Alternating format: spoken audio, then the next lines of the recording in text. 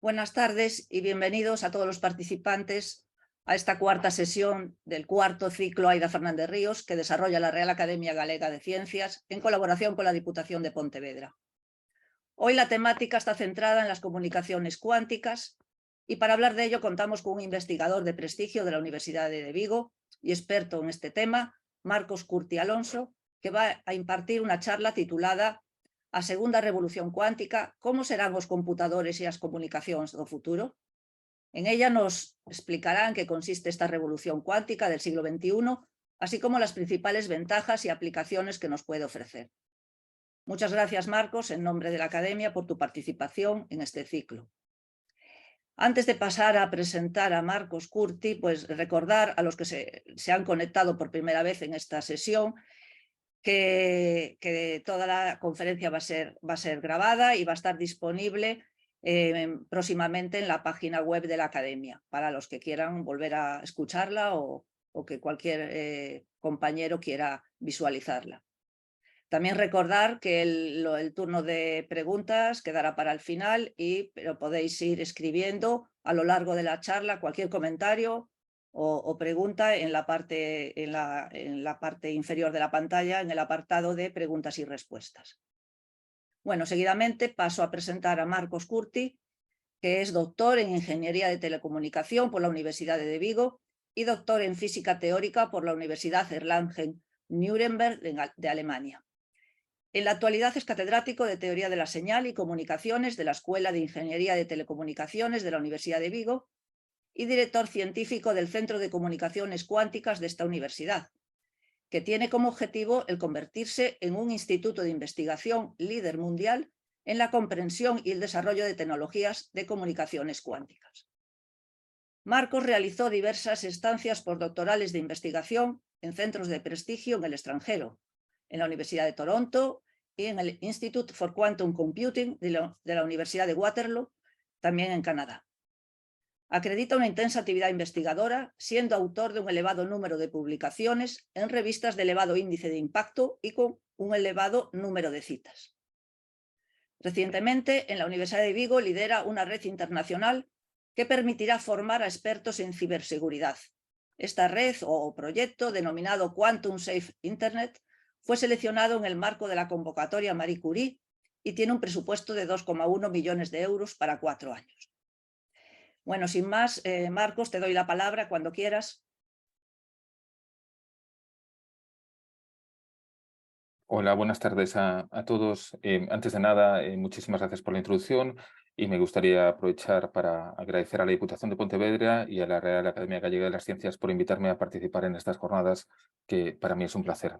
Pues bueno, sin nada, comienzo. Como digo, bueno, pues esta es una charla divulgativa y lo que quiero es contaros un poco, también un poco especulativa, ¿no?, de cómo pensamos o cómo creemos que pueden ser nuestros ordenadores en nuestras comunicaciones del futuro. Para pensar en el futuro y sobre todo qué pensamos que nos puede deparar, es también muy importante ver cómo ha sido el pasado, ¿no? Entonces, en esta transparencia, simplemente quería recordar algunos de los hitos fundamentales en comunicaciones y en computación, para recordarnos de dónde venimos y dónde estamos, ¿no? De forma muy somera, si nos fijamos, pues esencialmente empezamos, bueno, en 5000 antes de Cristo, pues empezamos a comunicarnos con sonidos y expresiones corporales, y luego en la época de los egipcios, pues tenemos los jeroglíficos y los papiros, y ya en el 1500 antes de Cristo, pues empezamos a tener lo que puede considerarse como un alfabeto, ¿no?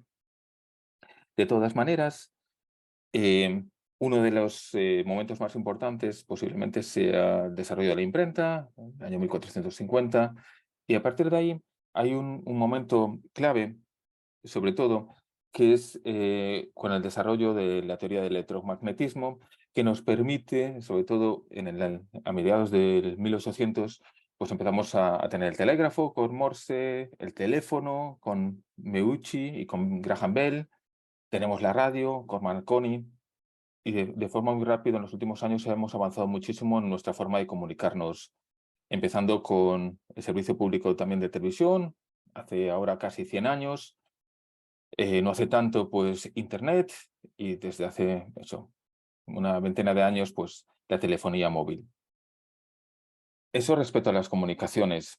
Si pensamos en lo que es en la computación, pues esencialmente, pues los primeros, digamos, instrumentos que nos ayudaron a computar, podríamos considerarlo el ábaco, hace más de 1000 años antes de Cristo, pero realmente cuando empezamos a computar de forma, digamos, más próxima electrónica, o en este caso mecánica, ya es de nuevo en torno al 1850, 1837, con una máquina analítica que nunca llegó a implementarse, nunca llegó a desarrollarse, pero bueno, había un plan muy claro o una descripción muy clara de cómo debería ser la máquina, que de hecho se construyó hace unos años eh, para incluirla en un museo, ¿no? Pero uno de los principales hitos sería en torno a 1943, cuando se desarrolla ENIAC. ENIAC es el primer ordenador electrónico a gran escala, ¿no? Y de propósito general. Esto se hace en Filadelfia, en Estados Unidos, y para que os hagáis una idea, pues bueno, es un ordenador de muchas dimensiones, se ocupaba esencialmente casi toda la planta de un edificio, pesaba creo que cerca de 30 toneladas, y cuando lo encendían, pues esencialmente decrecía la electricidad en la ciudad, en Filadelfia. Desde 1943 han pasado muchísimas cosas y, como todos sabemos, pues bueno, pues nuestra capacidad de computación ha crecido enormemente, ¿no? Desde 1970 ya los primeros ordenadores personales a los ordenadores que tenemos actualmente, que si lo comparamos con ENIAC, que era capaz de hacer en torno a 5000 sumas por segundo, bueno, pues el ordenador del que estoy hablando pues puede hacer billones de operaciones por segundo, ¿no? Entonces, parece que el avance ha sido muy rápido, sobre todo en los últimos 200 años aproximadamente. Y lo que quiero contaros un poco en esta charla es, ¿y ahora qué? Es decir, ¿hacia dónde vamos? ¿Qué es lo que nos espera y qué nos deparará el futuro o qué nos podría deparar el futuro? Y si esa capacidad de cálculo que hemos ido incrementando de forma muy rápida en los últimos años realmente es sostenible y se va a mantener en el tiempo. Entonces, para ello, lo primero que me gustaría decir es muy difícil siempre hacer predicciones, ¿de acuerdo? Entonces, siempre nadie tiene una bola de cristal, uno puede tener una opinión más educada o menos educada, pero nadie tiene una bola de cristal para saber exactamente qué nos deparará el futuro.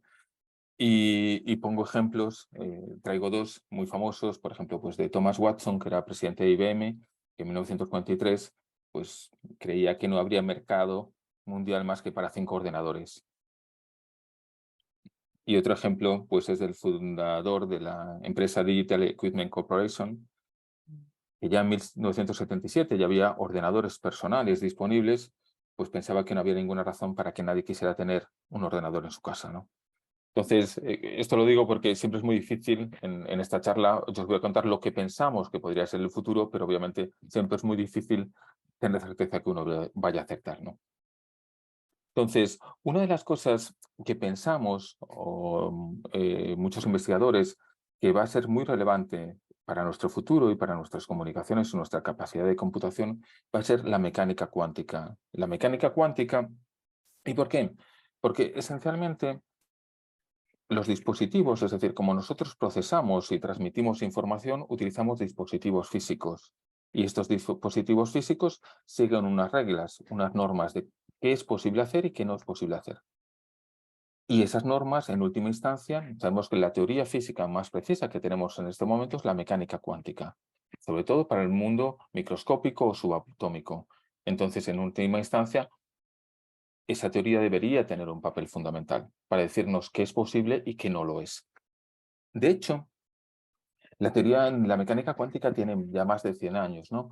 Y muchas personas siempre la han pensado como una teoría un poco extraña porque tiene como predicciones que son, digamos, que confrontan con lo que es nuestra experiencia diaria, que nos dicen que ese mundo microscópico se comporta de forma muy diferente a nuestra experiencia y nos parece como algo un poco extraño a nosotros, ¿no?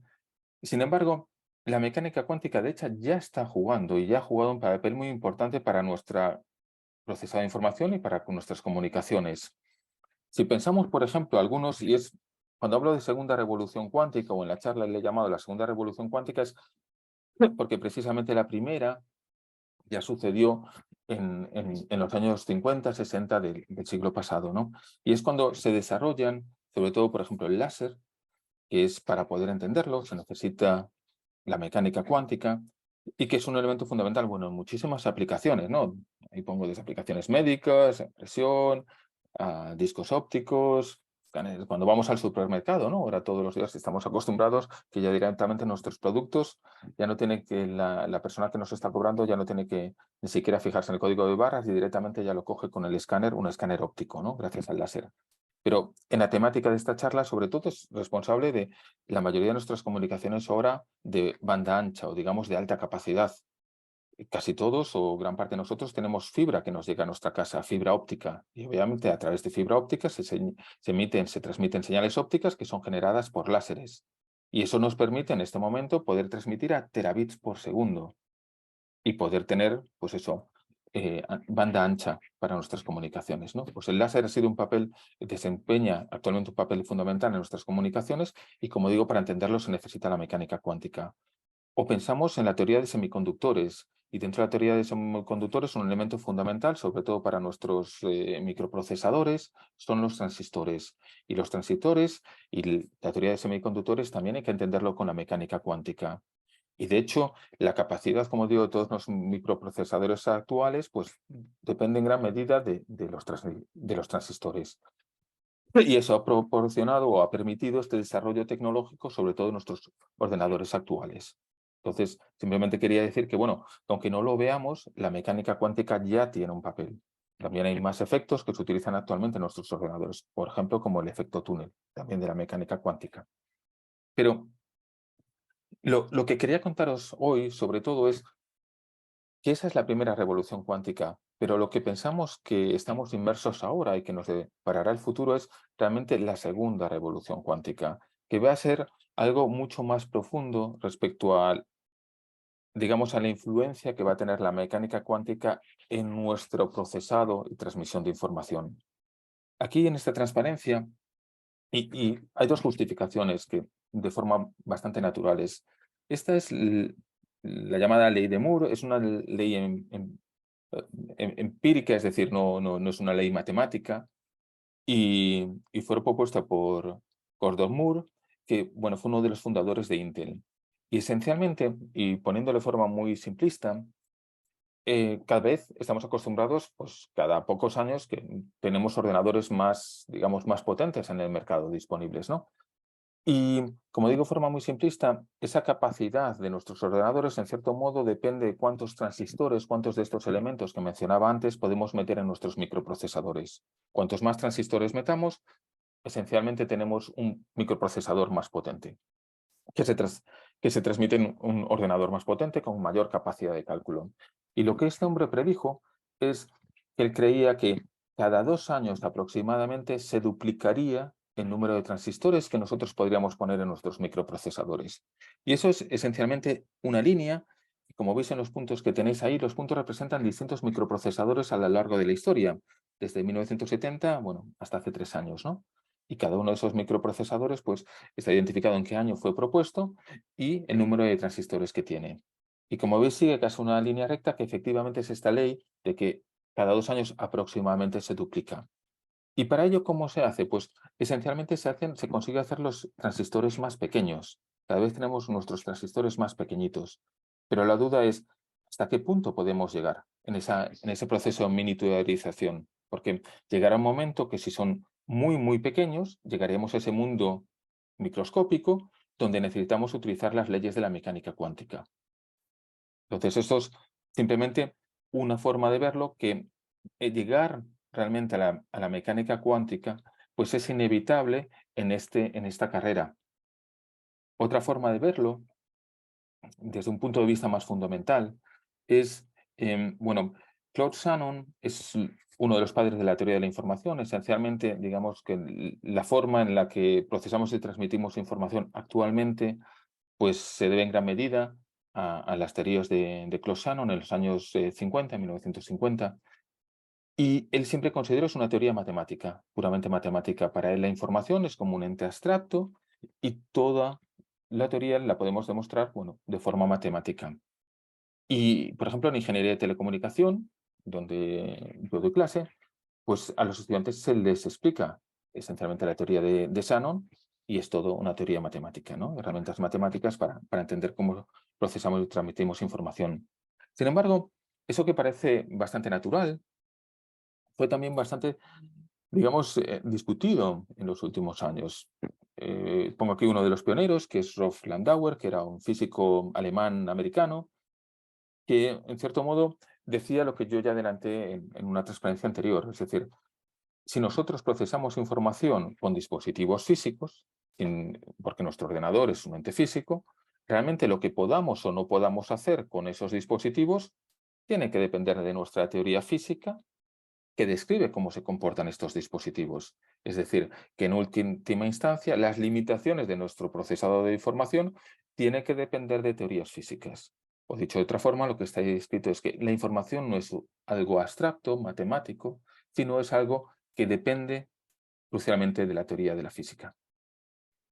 Y de estas dos formas, sea por la necesidad de hacer los transistores cada vez más pequeños y llegar a esa escala microscópica, o sea porque genuinamente la forma en la que debemos entender la información no es matemática, sino física, y si la tenemos que entender con las leyes de la física, es la mecánica cuántica. Llegamos siempre al mismo resultado, que la mecánica cuántica debería, o es esperable, que tenga un papel fundamental en los próximos años. Y de hecho, me imagino que a lo mejor algunos de vosotros ha visto en las noticias, ¿no? En los últimos años salen muchas noticias sobre ordenadores cuánticos. Aquí aparece una foto del director ejecutivo de Google con uno de los ordenadores cuánticos que han desarrollado en Google, que es, bueno, pues es bastante diferente a los ordenadores clásicos que estamos acostumbrados, pero hay que verlo con la perspectiva de que estos son los primeros ordenadores cuánticos. Es decir, si pensamos también en nuestros primeros ordenadores electrónicos, tendríamos que pensar en ENIAC, en este ordenador enorme que ocupaba casi un edificio y que pesaba 27 toneladas, ¿no? Pues para ser los primeros ordenadores cuánticos parecen bastante más pequeños. Y un hito muy importante que se publicó en 2019 y que apareció en la revista Nature. La revista Nature es una de las revistas más prestigiosas, si no la que más, en el mundo científico. Y aún encima lo recogió en portada. Es como lo máximo, digamos, entre comillas, que un investigador puede aspirar en publicaciones en revistas, ¿no? Pues se publicó que por primera vez se había conseguido la supremacía cuántica.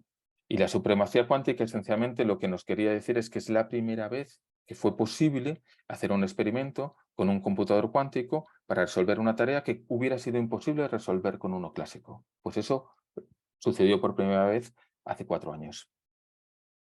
Y del mismo modo que Google, bueno, aquí pongo unos ejemplos porque hay muchísimas empresas en este momento y también muchas empresas, muchas startups que están involucradas en una carrera, pues intentar ser los primeros de los primeros en desarrollar esta tecnología. Y aquí, como digo, solo recojo algunos ejemplos. Pues tenemos desde IBM, que tenemos en la foto a izquierda superior, que es un ordenador que presentó hace 2 años, y recientemente, hace pocos meses, pues presentó un nuevo procesador cuántico que le llamó Osprey con 433 qubits. En un par de minutos os contaré qué es un qubit, ¿de acuerdo? Tenemos también Intel, que aparte de tener un ordenador cuántico hardware o estarlo desarrollando, pues también está desarrollando toda la parte software de programación de este tipo de ordenadores.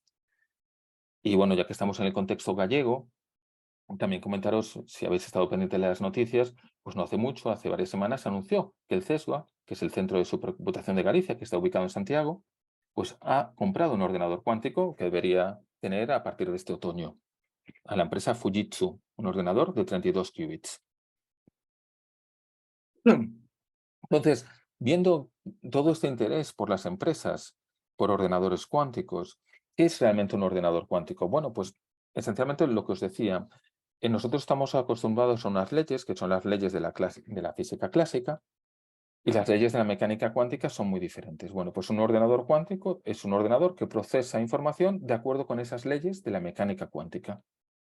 De hecho, hay diferentes aspectos que lo hacen muy diferente de uno clásico. Pero aquí, en esta charla, me voy a centrar solamente en uno de ellos.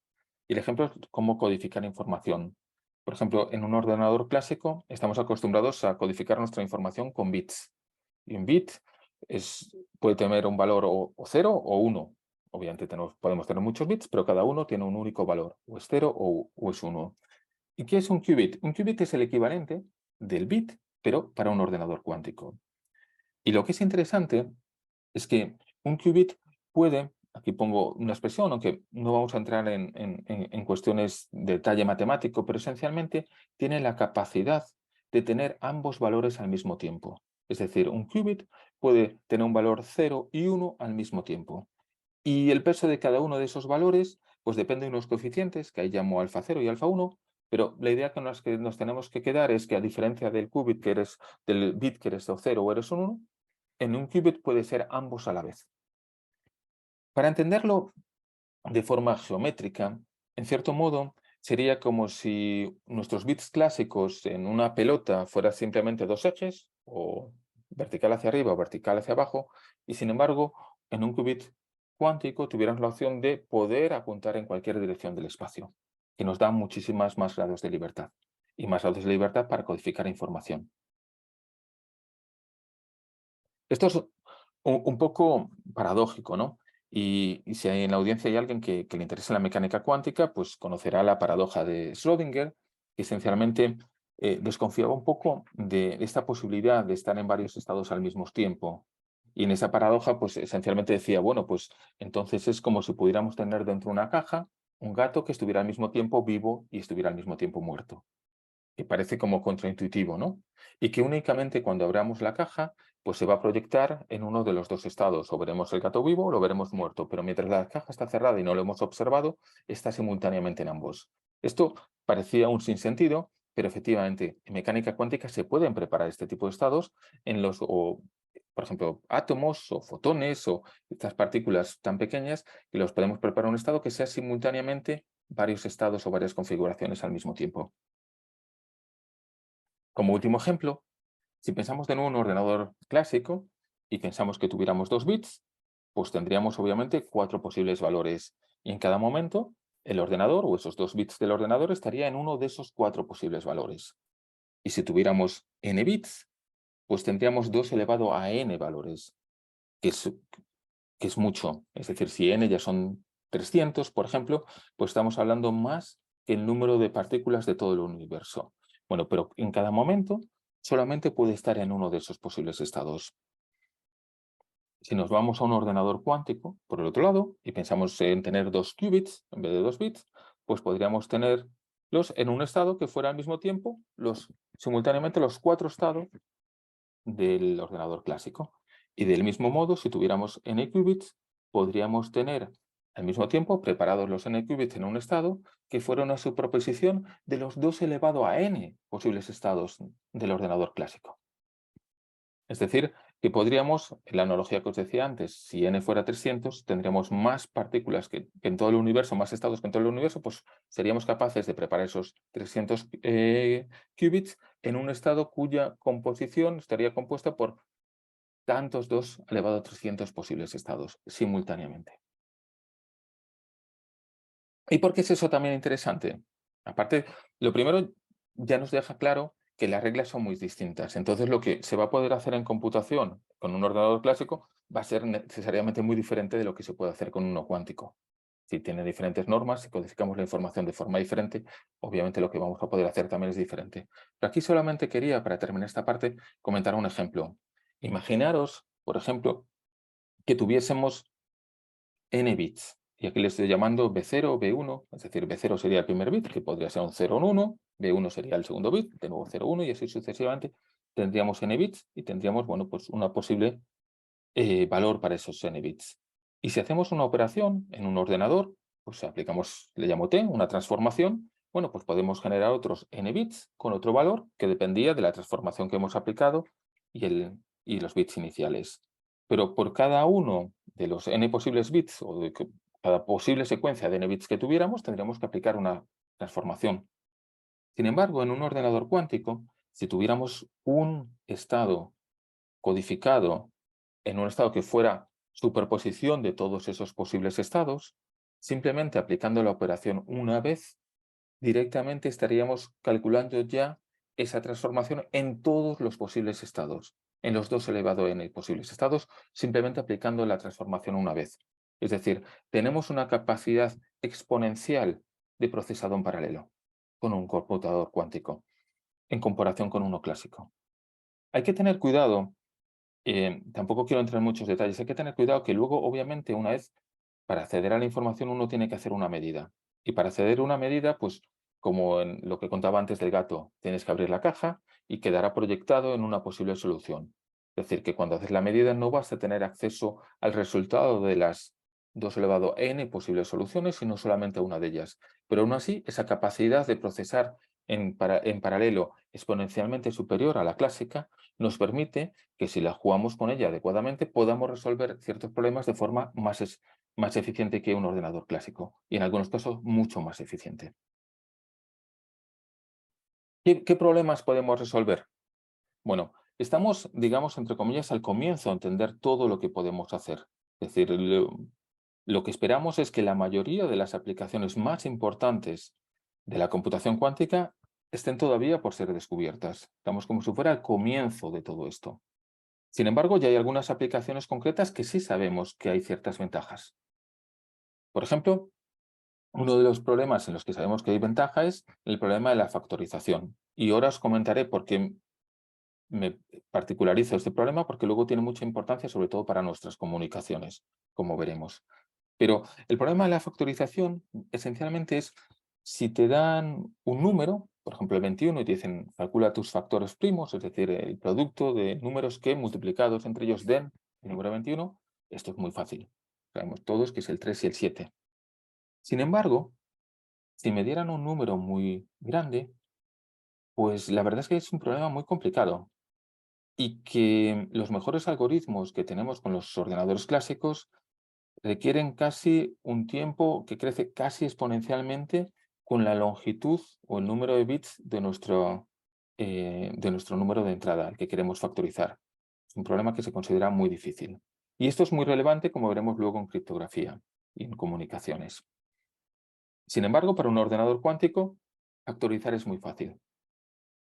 Tanto sea un número pequeño como sea un número grande, le es igualmente de fácil. Y luego hay más aplicaciones en las que sabemos que un computador cuántico puede ser mucho más eficiente.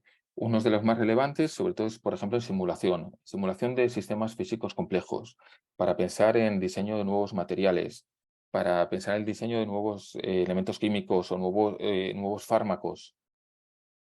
Para simular ese tipo para simular moléculas, para todo ese tipo de investigación, es muy difícil con los ordenadores clásicos poder hacer modelos suficientemente precisos cuando la complejidad del sistema físico incrementa un poco. Sin embargo, con un computador cuántico sabemos que eso lo hace muy bien. Y luego hay otros problemas, sobre todo en ciertos problemas de optimización, que se puede pensar en optimización de procesos industriales o en logística, o incluso en algunas aplicaciones de inteligencia artificial en las que parece que hay ciertas ventajas.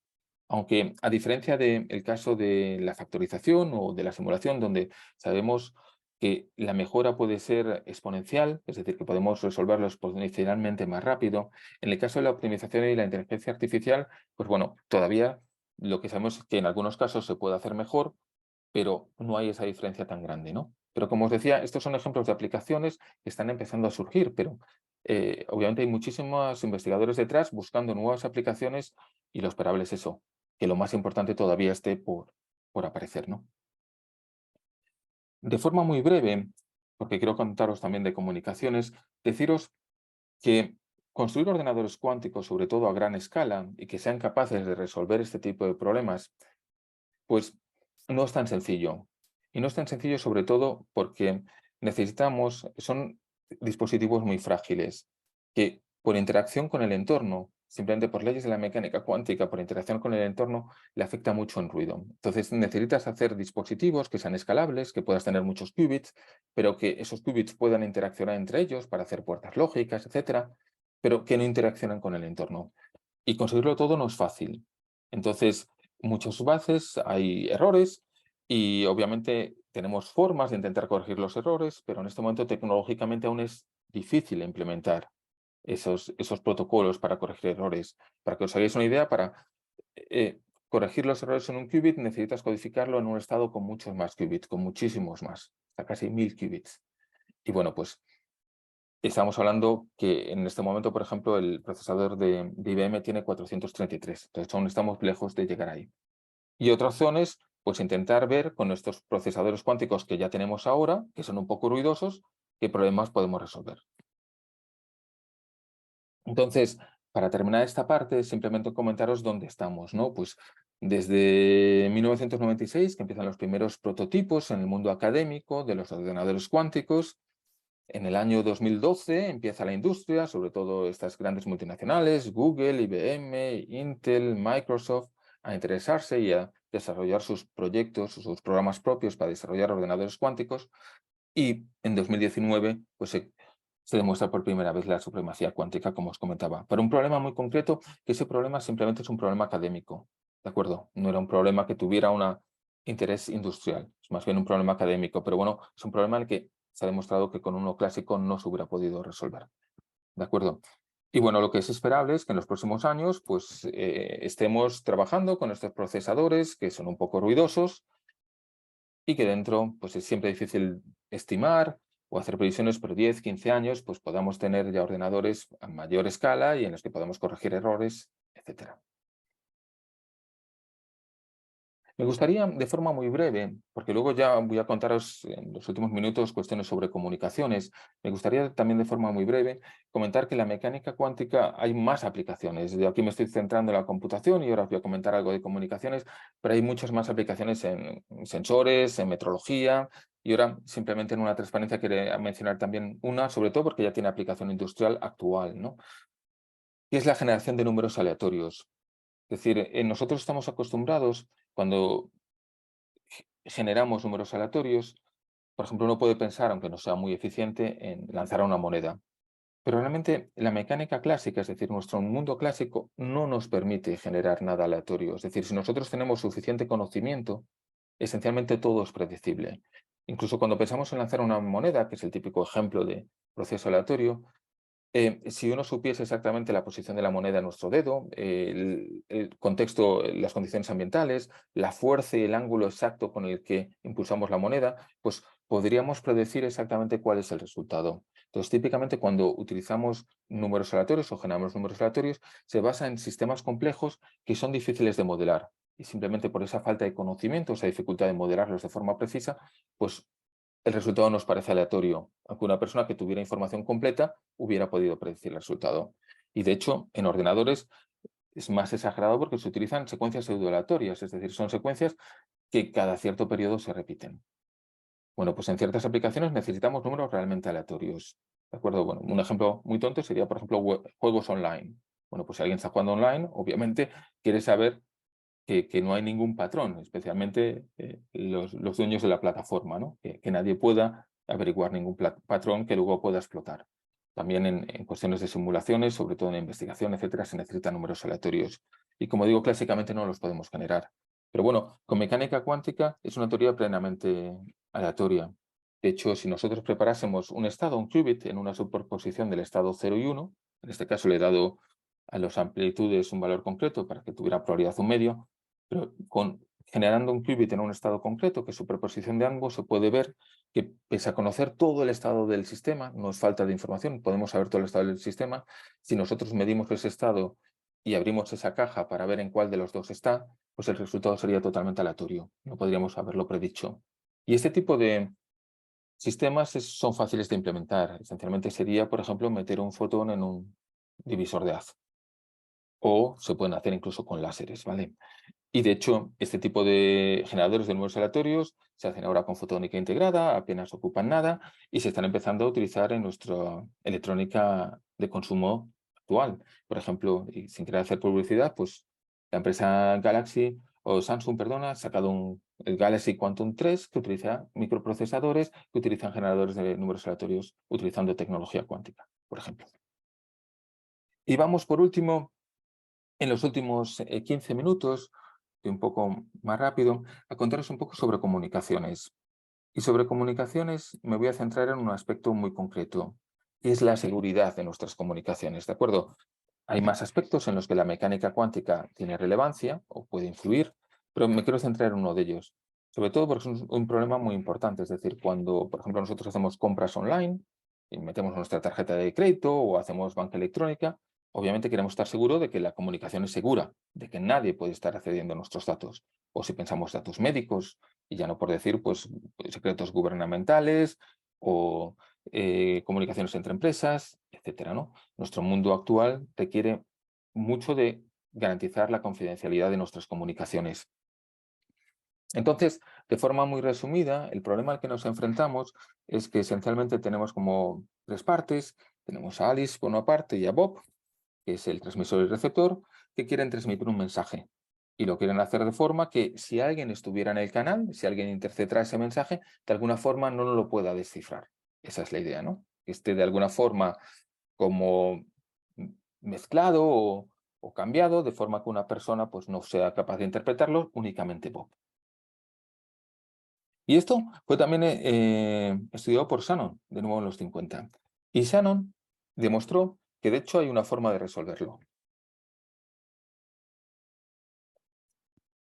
Lo que se necesita esencialmente es, si tanto Alice como Bob comparten una clave secreta, en este contexto digital una clave secreta es un string de bits ceros y unos que sea igual entre ambos y que solo ellos conozcan, ¿vale? Si comparten una clave, pues en cierto modo lo que podrían hacer intuitivamente es, bueno, pues utilizar esa llave para poner la información, digamos, con un candado, transmitirlo, o sea, protegida, que sería encriptada, y luego Bob podría desencriptarla. Y lo que demostró Shannon es que eso siempre es posible y se puede conseguir lo que se llama seguridad incondicional, es decir, seguridad que ese mensaje nunca pueda ser descifrado por ningún atacante pese a que tenga toda la capacidad computacional del universo. Tenga computadores clásicos, tenga computadores cuánticos, tenga todo lo que sea posible. Pues eso no se puede romper ese mensaje. Y solo necesita una condición, que es que la longitud de la clave sea al menos tan larga como el mensaje. Y eso es lo que represento por esa expresión matemática ahí. Que la longitud de K sea tan grande o igual a la de M. La longitud de la clave sea igual a la del mensaje. Dicho de otra forma, si yo quiero enviar un mensaje de 1 gigabit, necesitan Alice y Bob una clave de 1 gigabit. Y después de utilizar esa clave, la descartan y para el siguiente mensaje necesitan una nueva clave. Y si eso se hace de esa forma, Shannon demostró que hay alguna manera de hacerlo de forma incondicionalmente segura, por lo que son en principio muy buenas noticias. Y aquí, viendo cómo vamos de tiempo, no voy a entrar en tanto detalle, pero simplemente de forma anecdótica. De hecho, hay un sistema que se llama cifrado de Bernard, que fue desarrollado hace casi 100 años, que es muy sencillo y que precisamente cumple los requisitos de Shannon. Es decir, que si lo utilizamos, podemos garantizar que nadie puede romper nuestras comunicaciones, ni con ordenador clásico, ni cuántico, ni cualquier otro ordenador que podamos diseñar en el futuro. Entonces, ¿cuáles son las buenas noticias? Bueno, pues las buenas noticias es que siempre que Alice y Bob comparten esa clave, ya sabemos cómo resolver el problema. De alguna forma hemos reducido el problema de tener nuestras comunicaciones seguras a un problema de cómo distribuir claves. Pero claro, ¿cómo distribuimos esas claves? Y precisamente Shannon, como os comenté hace un momento, nos demostró que eso no es posible. Porque si os recordáis, lo que os dije es, Shannon demostró que para enviar un mensaje secreto necesitamos una clave previa de la misma longitud que una vez utilizada, uno descarta. Es decir, que si yo quiero transmitir una clave de 1 gigabit, lo que necesitaría es previamente otra clave de 1 gigabit que utilizaría para proteger esa clave que quiero transmitir y después de utilizarla la tengo que descartar. O dicho de otra forma, empiezo con una clave de 1 gigabit y después del proceso me quedo igualmente con una clave de 1 gigabit. La clave puede ser diferente. Los ceros y unos pueden ser distintos en distintas ubicaciones, pero es el mismo recurso. Sigo teniendo una clave de 1 gigabit al final del. O sea que no he conseguido ganar nada. Entonces, esencialmente sabemos que no se pueden distribuir claves criptográficas seguras a través de un canal de comunicaciones abierto. Si fuéramos capaces, teníamos resuelto el problema. Utilizábamos el código de Bernard, pero no podemos. Y esto es una demostración matemática, que no es posible. Y esto propició que, sobre todo en los años 70, hace ya 60 años, pues se desarrollara la criptografía de clave pública, que esencialmente es toda la criptografía que utilizamos actualmente en Internet, que no requiere una clave privada, no requiere que Alice y Bob compartan una clave, sino requiere que haya una clave privada, que Alice y Bob tengan cada uno su clave privada y haya una clave pública que todo el mundo pueda utilizar. Entonces, cuando yo le quisiera transmitir un mensaje a Bob, le preguntaría a un órgano certificador cuál es la clave pública de Bob, que todo el mundo puede conocer, y utilizaría esa clave pública para encriptar el mensaje. Y únicamente Bob, que es el único que tendría la clave privada, sería capaz de desencriptarlo. Y esa idea, la seguridad de ese tipo de sistemas de clave pública, que como digo son los que utilizamos actualmente en Internet, se basa en la dificultad de resolver ciertos problemas matemáticos. La idea es, de forma sencilla, son problemas que tienen que ser sencillos de ejecutar en una dirección y muy complicados de revertir. Un ejemplo es multiplicar. Multiplicar es muy sencillo, pero factorizar, es decir, hacer entre comillas la inversa, encontrar los factores que su producto debe ser número, si el número es muy grave, es muy difícil. Y de hecho, gran parte de la criptografía de clave pública se basa en el problema de factorizar. ¿Qué sucede? Sabemos que con un computador cuántico podemos factorizar de forma sencilla. Es más, de hecho, con un computador cuántico podemos romper esencialmente toda la criptografía de clave pública actual. Es decir, toda la criptografía, todas las utilizamos en Internet para proteger nuestras comunicaciones, podríamos romperlo con un computador cuántico. De hecho, en la transparencia os quería poner otro ejemplo del problema de creerse la dificultad de ciertos problemas. Bueno, pues me imagino que muchos de vosotros sabréis la historia de Turing con la Bomb Machine y la máquina de encriptado alemán Enigma. No me voy a extender mucho, pero esencialmente los alemanes también pensaban que Enigma era imposible de descifrar. Y sin embargo, bueno, basaban la creencia en la dificultad de había muchísimos settings, muchísimas distintas posibles combinaciones que pensaban que era imposible, pues probar todas ellas, ¿no? El número de combinaciones posibles era enorme. Bueno, pues con una especie de computador electrónico, pues se pudo romper, ¿no? Pues de esta forma, en este caso, no es que no lo sepamos, sino lo sabemos. Es decir, con un computador cuántico podemos romper la criptografía de clave pública actual. Y eso propició, de hecho, esto es algo muy serio y que preocupa mucho, porque tener la capacidad de enviar mensajes confidenciales es esencial para nuestra economía. Y de hecho, esto propició ya en 2015, hace 8 años, que la Agencia de Seguridad Americana, el NSA, ya recomendase empezar a hacer los primeros, digamos, pasos para cambiar nuestros sistemas criptográficos actuales a sistemas criptográficos que sean robustos frente a ordenadores cuánticos. Porque obviamente este riesgo y esta amenaza, la gente es plenamente consciente de ella. Hay dos opciones, no me voy a extender mucho en la primera, simplemente mencionarla, que es intentar pensar en otros problemas matemáticos que a lo mejor sean difíciles para un ordenador cuántico. Por ejemplo, el de factorizar u otros que se utilizan actualmente, de curvas eléctricas, etcétera, no son difíciles, pero a lo mejor hay problemas matemáticos que sí lo son. Entonces, a lo mejor esos los podríamos utilizar. De hecho, el NIST, que es un instituto de estándares en Estados Unidos, ha lanzado hace 4 años pues, un proceso para intentar encontrar ese tipo de algoritmos. Y ha habido muchas propuestas, llevan varios años evaluándolos, 4 años evaluándolos, y la verdad es que la mayoría de ellos, de las propuestas actuales, la mayoría ya ha sido rota con incluso ordenadores clásicos. Entonces, no es tan sencillo encontrar problemas matemáticos que sean difíciles para un ordenador clásico y más para uno cuántico. ¿De acuerdo? Pero bueno, es una de las opciones que está obviamente sobre la mesa. Y la segunda opción, y es lo que os voy a contar en los últimos 5 minutos, es, pues de nuevo, utilizar la mecánica cuántica. Así como la mecánica cuántica para este problema, el problema de confidencialidad en la información, es una amenaza, porque un ordenador podría romper los sistemas de clave pública que utilizamos actualmente, también proporciona una solución. Y la solución es, esencialmente, el hecho de que no se pueda transferir claves, lo que os comentaba que demostró Shannon, que no se puede transferir claves criptográficas, es porque la información, cualquier información que vaya por un canal de comunicación se puede copiar. Es decir, que si yo estoy transmitiendo una clave por un canal de comunicación, yo nunca puedo estar seguro de que un atacante no la haya copiado y la haya dejado llegar a Bob. Nunca podemos descartar que eso haya pasado. Podemos copiar información. Todo el día estamos copiando información, ¿no?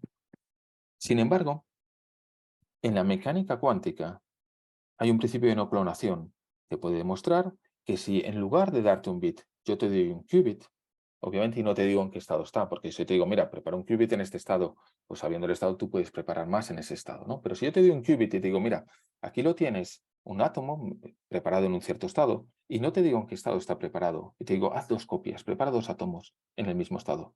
Eso es imposible. La mecánica cuántica no nos permite copiar información. Y si uno intenta acceder a información, introduce ruido. Entonces, ese es el principio fundamental que se puede utilizar para intentar transferir claves.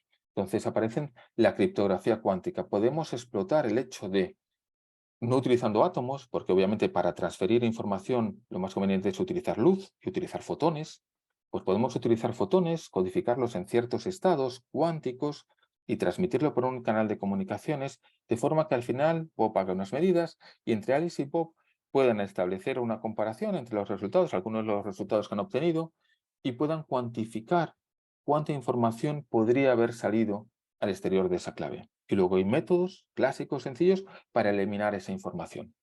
Y como es una clave, que es un string aleatorio, no nos importa perder alguna información que en cualquier caso es aleatoria, ¿no?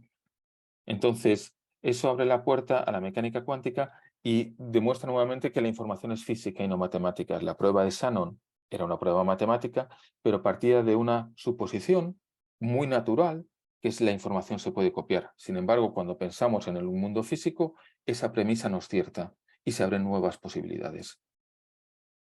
Por ejemplo, en criptografía cuántica actualmente se están tendiendo redes de criptografía cuántica en todo el mundo. Aquí pongo ejemplos. En China tienen una red ya desde hace varios años que conecta las ciudades de Shanghái y Pekín y tienen redes metropolitanas en algunas de las ciudades intermedias. Tienen planes de expandirlo a nivel nacional. Tienen también no solo por fibra este tipo de redes, sino también vía satélite. Tenemos desde hace más de 10 años una red metropolitana de comunicaciones cuánticas en Japón. Ahora hay una red en Italia y también 2 redes en España, más pequeñas, en Madrid, en Barcelona, que se están utilizando hasta ahora más para cuestiones académicas. En el Reino Unido se está extendiendo una red desde Cambridge, Bristol y Southampton. En Estados Unidos y, por ejemplo, en Europa hay unos planes, o hay un plan en esta década, de desplegar una red de comunicaciones cuánticas a nivel continental para proteger nuestras comunicaciones más sensibles, principalmente en una primera fase para comunicaciones gubernamentales y entre infraestructuras críticas, pero en una segunda fase la idea es llegar a la industria y luego llegar a usuarios finales. ¿De acuerdo? Y bueno, hay ya muchas empresas, aquí ponía algunos ejemplos, desde Toshiba y de Quantic. LuxQuanta, por ejemplo, es una empresa española y hay muchas más empresas y muchas más startups que ya comercializan este tipo de sistemas.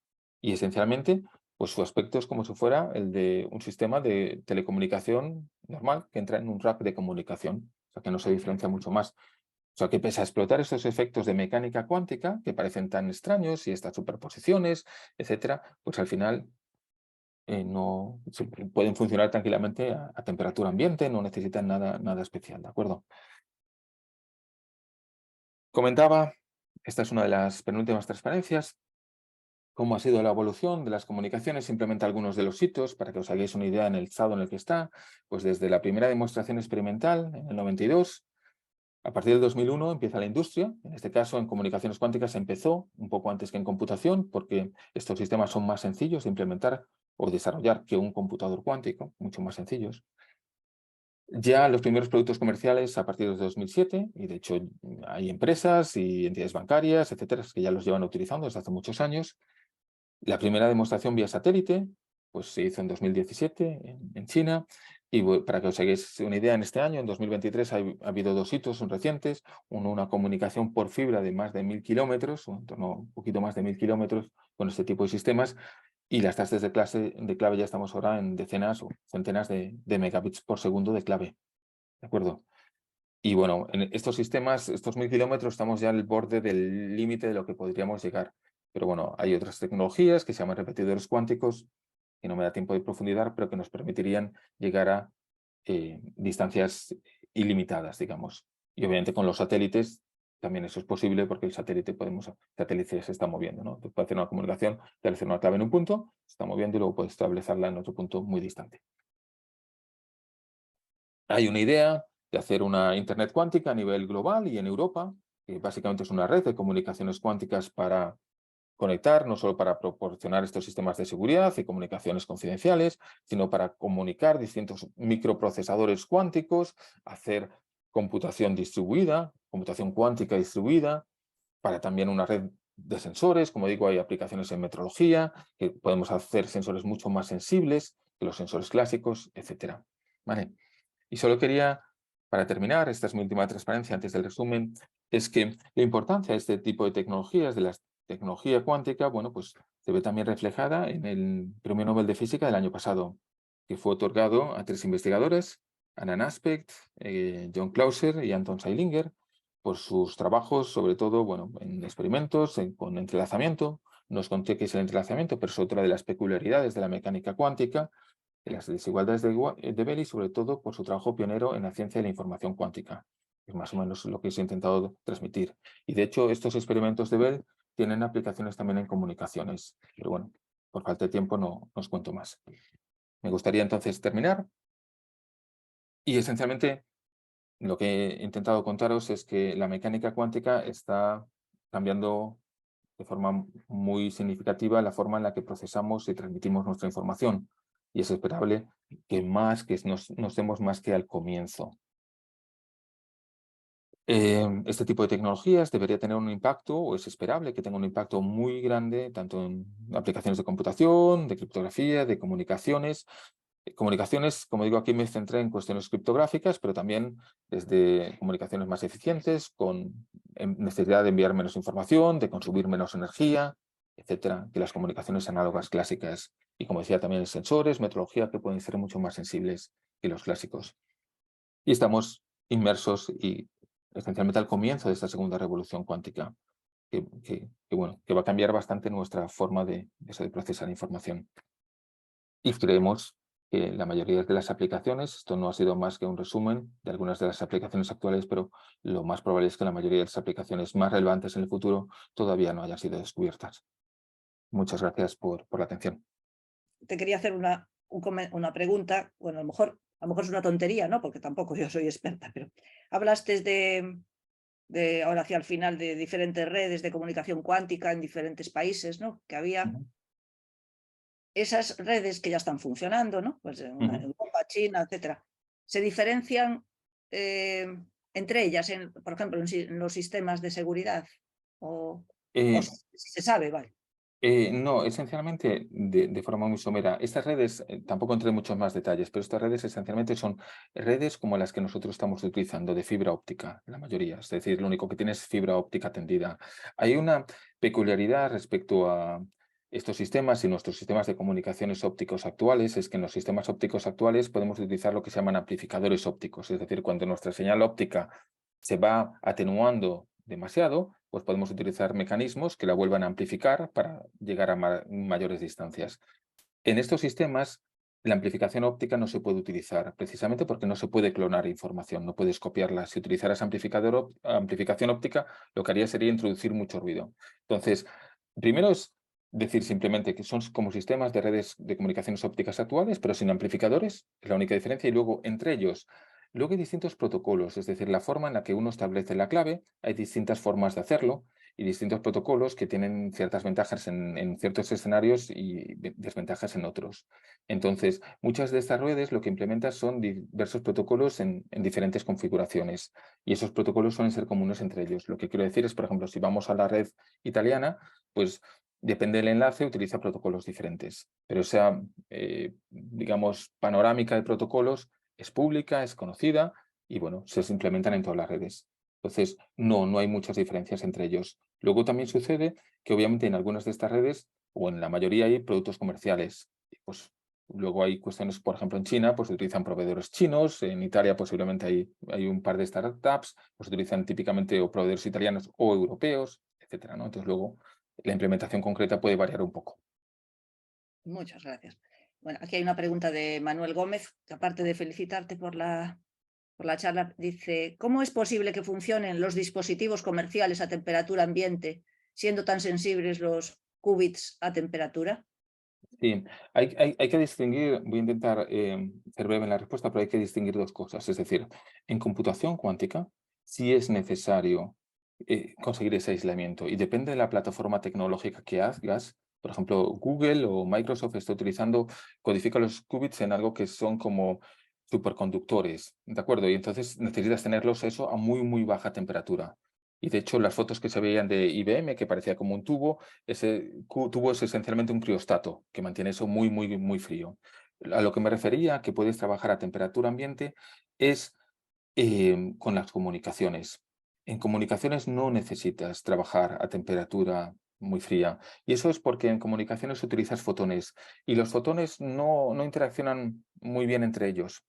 Entonces, no necesitas enfriarlos para intentar que no interaccionen y para que no interaccionen con el ambiente. Lo que sucede es, en algunos casos, en algunas aplicaciones en las que te quieres ir a mucha distancia, los detectores ópticos, no los fotones en sí, no el transmisor, pero los detectores necesitas que tengan muy poco ruido. Si quieres ir a, por ejemplo, esos experimentos a 1000 kilómetros. Y en ese caso sí ayuda a enfriar mucho esos detectores. Pero son, como digo, aplicaciones muy concretas y en ese caso lo que enfriaría sería el detector óptico, pero no el sistema en sí. Tenemos aquí otra pregunta de José Luis Alba, que te da las gracias por tu charla tan instructiva y una curiosidad tiene, dice, ¿cómo puedes hacer un repetidor cuántico si existe ese principio de no clonicidad? Sí, mira, esa es muy buena pregunta, porque efectivamente no se puede copiar. Entonces, ¿cómo puedes hacer? Bueno, de forma muy somera, el repetidor cuántico en lo que consiste es, tú no puedes copiar información, pero la puedes transmitir de un sitio a otro. Entonces, lo que uno consigue es, al final, esencialmente lo que quieres es, puedes establecer, es que no lo he contado, como si fuera unos estados muy especiales que se llaman entrelazados, y esos estados entrelazados los puedes hacer entre nodo y nodo, y luego puedes hacer unas operaciones en esos nodos que al final te permite tener entrelazamiento a muy larga distancia, para que no tengas problemas de pérdidas. Y si tienes memorias cuánticas, lo tienes almacenado, y cuando quieras transmitir información, por ejemplo, podrías hacer algo que tampoco he contado que se llama teleportación. Una vez que tienes ese entrelazamiento, aunque suene un poco Star Trek, no es como Star Trek. Hay diferencias. Lo único que haría sería la información que tienes codificada, por ejemplo, en un fotón en un extremo, pues aparecería codificada en otro fotón que estuviera al otro extremo. Entonces, de esa forma, pues puedes alcanzar cualquier distancia. Ahora, debo decir que estos repetidores cuánticos necesitan una tecnología, sobre todo memorias y una tecnología de procesado de la información, que es análoga a la necesaria para los computadores cuánticos. Es por ello que uno espera que estén disponibles en esa misma digamos, franja de tiempo que decía de tener esos computadores escalables a gran escala que pudiera corregir errores. O sea, que es algo que no prevemos que suceda en menos de posiblemente 10, 15 años aproximadamente. Pero bueno, la tecnología siempre nos da sorpresas, y a veces positivas y a veces negativas, que nunca sabes. De acuerdo. Bueno, mientras estamos unos minutos por si hay alguna otra pregunta, tenemos de panelista también al presidente de la academia, Juan Lema, por si quiere hacer algún comentario. Juan. Pues oye, Marcos, muchas gracias por esta presentación tan instructiva. Es una pregunta de tipo así, ya mucho más genérico. Hace poquito se hizo público la compra por parte del CESGA de un ordenador cuántico que, claro, según las noticias de prensa, pues, en fin, no sé, decía que es la base de un centro de excelencia en tecnologías cuánticas, hablaba de una capacidad que no sé exactamente, en fin, comentando o comparándola con la que estás comentando tú, de la capacidad que tiene el de IBM de 433, pues parece limitada, pero por otro lado está diciendo que es uno de los más grandes de Europa. Dos preguntas. Una, ¿podrías un poco valorar la importancia de la incorporación de este computador cuántico? Y segundo, ¿hasta qué punto, porque también según una nota de prensa, parecía que venía de alguna manera a sustituir al centro, al Finisterre que había actual hasta este momento? No sé exactamente cómo ¿Cuál es tu valoración? Bueno, yo os puedo dar mi opinión. Obviamente, lo más importante es la opinión del CESGA, ¿no? Yo conozco lo que el ordenador que ha comprado el CESGA y, de hecho, en la presentación estuve presente, me invitaron, ¿no? Entonces, tengo un poco de información de primera mano, pero no tanto de primera mano, obviamente, como el CESGA, ¿no? Pero la idea no es sustituir al Finisterre, es decir, no es sustituir al Finisterre, ni mucho menos. La idea que tienen ellos es este es el momento, estamos en un momento muy especial, ¿no? Estamos en el momento del comienzo de una nueva tecnología. Obviamente las tecnologías cuánticas, la investigación lleva ya más de 20 años, pero estamos aún en un proceso, en un momento muy embrionario y es el momento de intentar apostar por este tipo de tecnologías. Y lo que ha hecho el CESGA, y entiendo que apoyado por la Junta de Galicia, ha sido pues intentar ser pioneros y apostar por esta tecnología y tener un ordenador, en este caso es cierto, de capacidad más limitada, tiene 32 qubits. Este tipo de ordenadores está justo en el borde de lo que ya con un ordenador clásico se puede simular, es decir, que hasta 32 qubits puede simular ese ordenador cuántico, pero bueno, tener un ordenador cuántico en Galicia creo que es un orgullo para todos y en España y que nos va a poder permitir, sobre todo, pues jugar con este tipo de tecnología con primera mano, aprender a programarla y intentar buscar aplicaciones que puedan ser relevantes para la industria. Como digo, estamos en un momento también muy superficial, que tenemos algunas aplicaciones que sabemos que este tipo de tecnología es muy ventajoso, pero la idea es que tiene que haber muchas más, ¿no? Y este ordenador pues, va a permitir hacer ese tipo de cosas, ¿no? Intentar ver qué más aplicaciones y jugar con el ordenador de primera mano. Porque se habla de un polo de excelencia en tecnologías cuánticas. Esto significa que el ordenador será un poquito la base para desarrollar actividades de investigación, de desarrollo. ¿En qué consiste esto exactamente? Sí, bueno, A lo mejor no sé si es a ti a quien hay que dirigirte la pregunta, pero bueno, no, realmente estás sí, no hay corriente. ningún problema. Os puedo contar de forma breve, ¿no? Efectivamente, la Xunta de Galicia ha presentado ya hace unos meses un polo en tecnologías cuánticas a nivel gallego y la idea es que obviamente participe todo el ecosistema gallego, empresas, las universidades y en este momento, pues el liderazgo inicial pues, sea un poco más en la parte de computación del CESGA, porque es el Centro de Supercomputación de Galicia, porque es el que tiene la experiencia, y en ese sentido, bueno, pues este computador cuántico es un elemento más a añadir dentro del polo, ¿no? Y en la parte de comunicaciones, pues en estos momentos, pues liderado más por la Universidad de Vigo. En la Universidad de Vigo llevamos muchos años trabajando en estas tecnologías y también recientemente pues ha crecido el grupo mucho, hemos tenido mucha financiación, se están implementando laboratorios experimentales y bueno, en este momento también han venido experimentalistas pues de mucho prestigio internacional, ¿no? En la Universidad de Vigo para estas tecnologías. Entonces, bueno, pues la idea es entre todos pues hacer más ecosistema e intentar posicionar a Galicia en estas tecnologías pues digamos a nivel puntero, desde luego a nivel nacional, pero también a nivel internacional. Eso al menos es el propósito. Genial, gracias. De acuerdo. Marcos, aquí hay un comentario de Manuel Gómez que creo que es bastante interesante, que dice: llama la atención el hecho de que se trate de fortalecer la privacidad de las comunicaciones con criptografía cuántica y al mismo tiempo los gobiernos como Reino Unido, incluso España, están desarrollando leyes para prohibir la encriptación end-to-end. No sé si tienes algo. Sí, eso es una buena pregunta. Hay dos cuestiones. Por una parte, siempre hay la pregunta de si debemos desarrollar cierta tecnología, porque puede tener un uso beneficioso y puede tener un uso, digamos, fraudulento, ¿no? Pues igual que puede ser muy conveniente que nosotros podamos utilizar esta tecnología para saber que nadie puede acceder a nuestras tarjetas de crédito, al contenido de esta tarjeta de crédito, pues criminales también podrían utilizarla para que sus comunicaciones no pudieran ser interceptadas, por ejemplo. Desde luego, eso es una política del gobierno o de los gobiernos. Pues yo tengo poco que decir. Obviamente, nuestra labor como investigadores es conocer cuáles son las posibilidades del procesado y de la transmisión de información, qué se puede hacer, qué nos permiten las leyes de la física, de la naturaleza, qué es lo que podemos conseguir. Luego ya la legislación de cada país puede ser en un sentido u otro. De todas formas, Solo quería añadir un apunte. Este tipo de sistemas que se están utilizando ahora de criptografía cuántica, los sistemas comerciales, he contado que por fibra se puede llegar hasta 1000 kilómetros, ¿no? Pero eso es un sistema, digamos, hecho en un laboratorio con unas condiciones especiales. Pero los sistemas comerciales que venden estas empresas, pues típicamente van hasta los 100, 120 kilómetros. ¿Qué sucede? Pues cuando se quiere ir a mayores distancias, lo que se suele poner son como nodos intermedios. Y en esos nodos, pues la clave puede estar accesible. Y eso también es una solución que en algunos casos pues beneficia este tipo de normativa, ¿no? Porque si realmente se tuviera que acceder a la información, esa información estaría accesible en los nodos. De forma que lo que conseguirías con este tipo de tecnologías sería proteger totalmente el canal de comunicaciones. Nadie podría acceder a la información en el canal. Si quisiera acceder a la información, tendría que atacar los nodos, que es mucho más difícil. Entonces, y en ese caso, si hubiera algún problema, como digo, pues la información estaría en el nodo y se podría acceder. Eso es, por ejemplo, la opción que ha apostado Europa con esta nueva red que quiere desplegar en esta década, pues utilizando este tipo de nodos. Cuando haya repetidores cuánticos, eso no va a ser necesario y bueno, ya veremos para entonces cómo es la legislación.